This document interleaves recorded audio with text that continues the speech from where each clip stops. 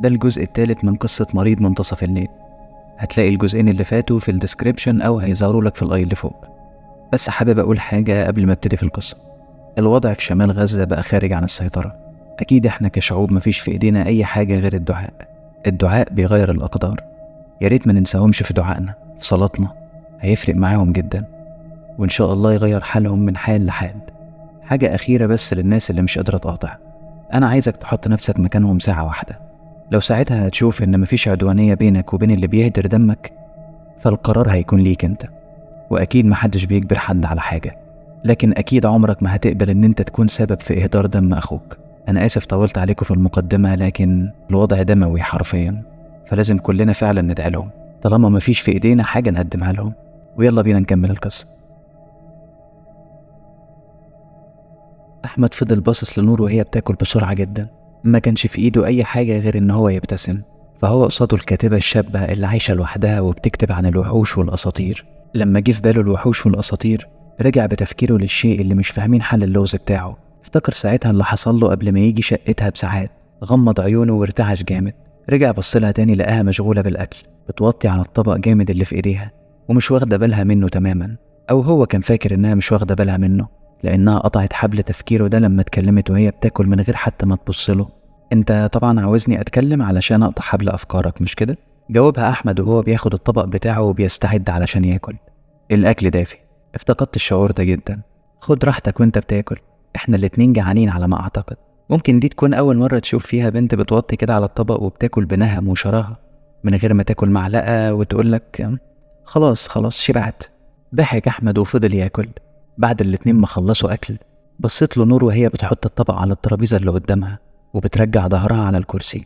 طبعا بما انك اقتحمت الشقة بتاعتي في نص الليل كده، وانا من كرم ضيافتي عملت لك الاكل، فانت هتروح كده زي الشاطر وتعمل لنا القهوة. حاسة ان الليلة دي هتحتاج كافيين كتير قوي. وقف احمد وهو مرتبك جدا وراح ناحية المطبخ. فكرت نور ساعتها في سخرية الموقف اللي هي فيه ده. هي دلوقتي بتقضي وقت اجتماعي مع اللي خاطفها، لا وكمان بتأمره انه يعمل لهم القهوة. رجع احمد وهو معاه كوبايتين قهوة، حط واحدة قدام نور وقعد قصادها. خرج الكتاب من جيبه بكل هدوء وحطه قدام نور على الترابيزة، وبعدها فرد جسمه على الكنبة وغمض عينيه. أنا حافظ كل كلمة في الكتاب اللي قدامك ده، ابقي صحيني بقى اما تخلصي قرايته.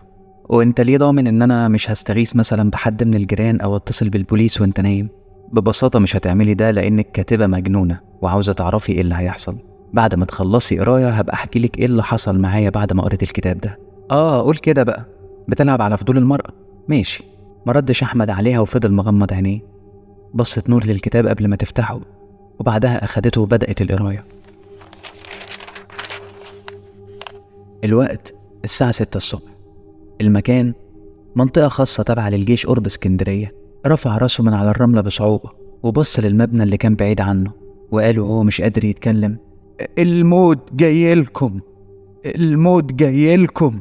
وفضل يزحف بعدها على الرملة بصعوبة متجه ناحية المبنى. كان اللي في باله إنه لازم يوصل ليهم، لازم يحذرهم، لازم يفضل يزحف ويروح عند المبنى ويحذر الموجودين فيه. هو بس اللي عرف الحقيقة. الحقيقة أنواع، في حقائق تعرفها وما بتفرقش معاك في أي حاجة، وفي حقيقة بتخليك عندك اكتئاب، وفي بقى نوع تاني من الحقائق اللي لما بتعرفها بيتغير جواك حاجة للأبد. بيتغير جواك حاجة في نظرتك للدنيا، في الناس اللي حواليك، لنظرتك للتفاصيل. زي راجل عايش حياته وهو عارف إنه عنده مرض وهيموت، بتتغير نظرته للتفاصيل اللي حواليه في آخر أيامه.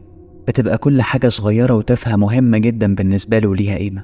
والموضوع كان كده مع صاحبنا اللي بيزحف على الرملة. الراجل ده اكتشف حقيقة مختلفة شوية. هو شاف وفهم كل حاجة ودفع حياته تمن لده، ولكنه هو خلاص بياخد آخر أنفاس ليه في الدنيا. قرر إنه يفضل يزحف ويروح للمبنى ويحذر الناس اللي موجودة فيه. هل كانت دي عزيمته وإرادته؟ لا، غالبا لا. العزيمة والإرادة صفتين مش هتلاقيهم في الشخص ده، لكن اللي كان بيحركه فعلا هو العناد. هو مش هيموت هباء. حقيقة إنه ضيع حياته كلها في لعب القمار والنصب كانت حقيقة صعبة عليه في آخر أيامه، لكن الحاجة اللي عرفها غيرته من جواه. نظرته اتغيرت للعالم تماما. وكمان حقيقة إنه هيموت ومش هيعيش بالحقيقة اللي عرفها دي، ده كان إحساس وحش جدا. فعلى الأقل هينقلها للناس اللي في المبنى اللي بيصارع التعب علشان يوصل لهم. قبض على الرملة جامد بإيديه بغضب لما لقى نفسه متحركش ولا خطوة بقاله 10 دقايق.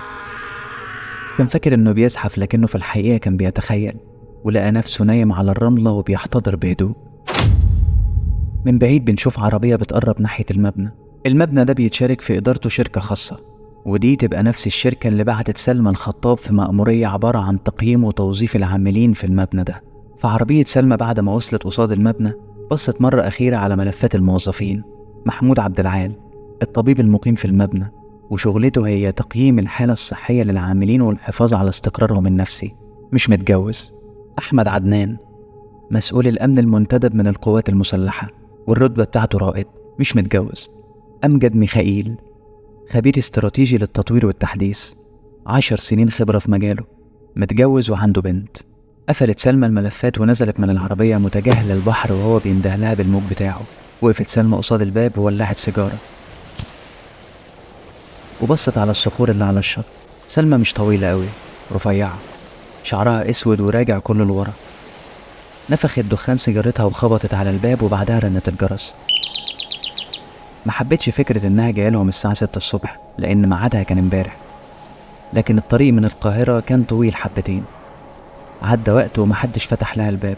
رنت الجرس كمان مرة وهي في بالها انهم اكيد نايمين. فضلت بعدها ترن الجرس كتير لحد ما سمعت صوت خطوات قبل ما الباب يتفتح بهدوء. اللي فتح لها الباب كان شاب في الثلاثينات، جسمه ضخم جدا، واضح انه مش بيفارق الجيم اساسا. دقنه طويلة وشعره طويل جدا ونازل على رقبته. ابتسم لها وقال: أنسة سلمى، نورتي، احنا كنا في انتظارك من امبارح كلنا، بس لما اتأخرتي فكرنا انك مش هتيجي غير بكرة. بعدها رجع بظهره في إشارة ليها انها تدخل، وهو بيمد ايده علشان يسلم عليها. أنا أحمد عدنان. مدت سلمى ايديها وهي بتهز راسها وبتبتسم له. وأنا سلمى الخطاب، مسؤولة الموارد البشرية. دخلت سلمى المبنى وهي شايلة الشنطة بتاعتها بعد ما رفضت بأدب ان هي تديها لأحمد عدنان. المبنى مكون من 4 أدوار، لسه مبنى جديد، بس من الواضح انه الهيئة الرقابية والشركة ما بخلوش في حاجة وهم بيصمموه. كمان كان قريب من مبنى الشركة الأساسية اللي هي بتشتغل فيها في القرية الذكية. في آخر الطرقة كان واقف راجل تخين شوية وأقرع، لابس بدلة بس متبهدلة والقميص أجزاء منه خارجة بره. كان واقف بود وابتسامة على وشه. شاور لها أحمد عدنان وهم داخلين عليه: ده أستاذ أيمن المدير. أستاذة سلمى موارد بشرية يا مستر أيمن. مدلها أيمن إيديه وهو بيسلم عليها وقال لها: واضح إنك مرهقة جدا، بنت تسافر المسافة دي كلها وتوصل كمان في التوقيت ده. عامة أنا بلغت زكي عامل البوفيه إنه يعمل لك وجبة عشاء أول ما سمعت الباب بيخبط. الحقيقة إن إحنا كنا في انتظارك من كام ساعة، لكن لما اتأخرتي توقعنا إنك هتيجي بكرة، وللسبب ده للأسف إحنا أكلنا مش هنقدر ناكل معاكي. دلوقتي هيوديك الرائد أحمد لأوضتك، ده بعد إذنه طبعا، وزكي هيطلع لك بالأكل لحد الأوضة، والصبح إن شاء الله نتكلم. شكرا يا أستاذ أيمن لحسن ضيافتك، متشكرة جدا، قالت سلمى كده في إحراج. كانت بتكره جدا إنها تكون عبء على حد أو إن حد يعمل لها حاجة من الأساس، لكنها كانت عارفة إنها هتكون في ضيافتهم لمدة أسبوع وإن ده شغل، وكمان كانت فعلا حاسة إنها جعانة. كانت بتبص حواليها يمين وشمال وهي ماشية جنب أحمد عدنان. لفت وهي ماشية لقت لوحة ضخمة على الحيطة، كانت لست مليانة شوية، لابسة فستان قرمزي بيرجع للعصر الملكي. البحر والشط وراها في اللوحة. قربت من اللوحة شوية. رجع أحمد عدنان عندها لما لقاها وقفت عند اللوحة، وقرب منها وقال لها: اسمها لوحة السيدة. بيقولوا إن في فنان بوهيمي رسمها في الخمسينات قبل ما ينتحر. في بعض الناس بيقولوا إنهم اغتالوه لأسباب سياسية، هو دايما كده، لما ما يعرفوش إيه اللي حصل يقولوا أسباب سياسية. المهم محدش عارف. وعلى فكرة في ناس كمان بيقولوا إنه لسه عايش، وإن الإشاعات على موته دي كانت علشان يسوقوا لبيع اللوحة مش أكتر. وعلى فكرة دي لوحته الوحيدة طول حياته. اسمه إيه الرسام ده؟ اسمه على ما أتذكر شاكر عوني. رندا اشترت اللوحة دي وهي اللي قالت لنا الكلام ده. ابتسم أحمد قبل ما يقول: اللوحة دايما ليها تأثيرها على كل اللي بيشوفوها، ومن الواضح إنه التأثير ده جالك. عقدت سلمى حواجبها كده وكأنها افتكرت حاجة. انت قلت ان رندا اشترتها؟ مين رندا؟ انا معايا ملفات الموظفين هنا كلها ومفيش ملف باسم رندا خالص. رندا دي خطيبة زكي عامل النظافة. بصت سلمى على اللوحة مرة تانية قبل ما تتحرك علشان تطلع السلم للدور التاني. طلعت سلمى على السلم واحمد وراها. حس ساعتها ان الشنطة تقيلة جدا عليها، فقال لها بإصرار ان هي تديها له، وفعلا اديتها له. طلع احمد عدنان قدامها وهو بيقول لها: واضح انك عنيدة جدا، بس شخصيتك قوية قوي. ابتسمت سلمى وهي طالعة وراه على السلم. افتكرت وقتها والدها لما كان بيقول لها نفس الكلام ده، كان بيقول لها انك هتطلعي عنيدة جدا لكن شخصيتك هتكون قوية. والكلام ده كان قبل ما مامتها تموت بسبب مرض معين، ويثبت لها والدها انه عكسها تماما، وما كانتش شخصيته قوية زي ما هو كان بيدعي. وده بسبب جوازه السريع بعد موت والدتها بحجة انها تعتني بيه وبنته الوحيدة. لكن سلمى كانت شخصيتها اقوى بكتير من باباها. اتجوزت مرة واتطلقت ووهبت حياتها بعد كده لشغلها وبس. احنا وصلنا. قطع تفكيرها احمد عدنان لما قال لها كده وهو واقف قدام باب الأوضة ومبتسم. اداها المفتاح بتاع الأوضة وقال لها زكي هيطلع لك بالأكل حالا. دخلت سلمى الأوضة. ما كانتش دي أول مرة تبات فيها بره البيت. رمت نفسها على السرير بإرهاق لحد ما سمعت باب الأوضة بيخبط. كان زكي طلع بالعشاء. خدت منه الأكل وقعدت تاكل. أول ما سلمى راحت على السرير علشان تنام تلاشت إنها تفتكر ابتسامة أحمد عدنان. في الطرقة الطويلة بنشوف أحمد عدنان ماشي بيصفر بهدوء وبيدخل أوضته. بينام على السرير وبيبص للفراغ في السقف بابتسامة اترسمت على وشه لما افتكر سلمى، لحد ما النوم غلبه. أيمن المدير كان قاعد في مكتبه وبيبص من الشباك على البحر بلا مبالاة، وهو بيقول لنفسه الوحدة حاجة وحشة جدا. كان حاسس بالوحدة والعزلة وعارف إن ده هيخليه يتجنن قريب، خصوصا مع الأرق اللي بقى يحس بيه من شهرين باستمرار. أمجد ميخائيل نايم زي الأطفال في أوضته. زكي عامل البوفيه نايم على سريره وفي إيده صورة خطيبته، الحاجة الوحيدة الحلوة في حياته. كان بيفكر إنه يخلص دراسته ويلاقي وظيفة أفضل ويتجوزها، وبعد كده كل حاجة هتبقى تمام. تاني يوم الصبح اتجمع الكل على الفطار. اتعرفت سلمى على أمجد ميخائيل وجنبه كان قاعد أيمن المدير وجنبهم كان أحمد عدنان. أمجد كان مثقف جدا، عنده حس فكاهي وإفيهات حاضرة على أي موقف، وضحكت سلمى كتير جدا على اللي كان بيقوله.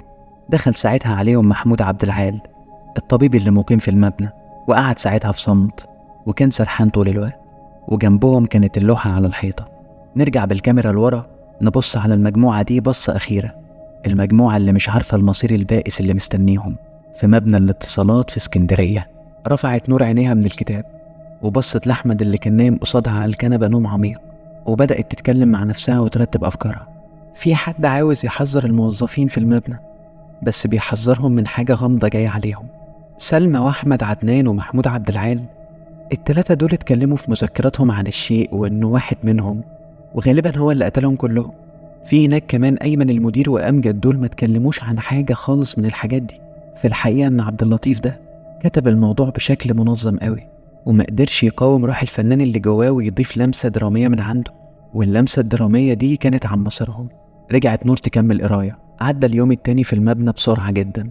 قعدت سلمى مع كل اللي شغالين في المبنى، كل واحد لوحده علشان تقيم حالته. قعدت مع أمجد ساعتين.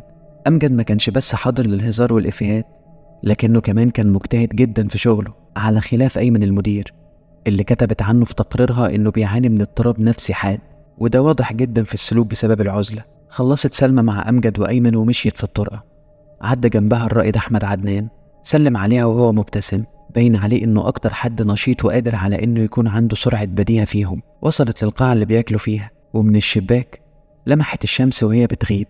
ما كانتش واخدة بالها من الوقت عدى بسرعة جدا. المكان كله صمت. أكتر حاجة هتحس بيها هنا هي الصمت والفراغ والوحدة. بصت سلمى على شمالها علشان تلاقي الدكتور محمود هو اللي بيتكلم، قاعد لوحده وكان ساكت من وقت ما دخلت. ما كانتش شايفاه. حطت نور ساعتها الكتاب جنبها وهي فاتحاه وقالت لنفسها في محاولة للتفكير بصوت عالي: محمود عبد العال ده الدكتور اللي قال في مذكراته إنه شاف أم بتقتل ابنها الرضيع. أكيد هو مكتئب طول الوقت وحدودي قوي في التعامل مع سلمى بسبب اللي حصل له ده. ورجعت تكمل قراية تاني. بيكمل محمود كلامه لسلمى: الوحدة حاجة وحشة جدا. بصت له سلمى من غير ما ترد.